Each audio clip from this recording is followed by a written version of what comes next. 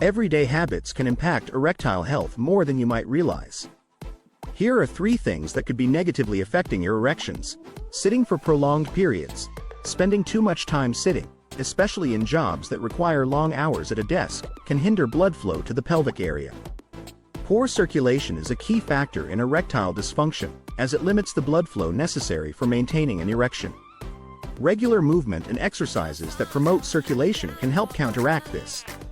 High stress levels. Chronic stress increases cortisol levels, which can lower testosterone, the hormone crucial for sexual health.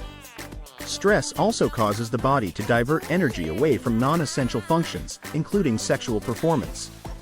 Managing stress through mindfulness, exercise, or therapy can improve your overall sexual health. Poor diet. Consuming a diet high in processed foods, sugar, and unhealthy fats can lead to obesity, diabetes, and cardiovascular diseases, all of which are risk factors for erectile dysfunction. A diet rich in fruits, vegetables, whole grains, and healthy fats can improve cardiovascular health and, by extension, erectile function.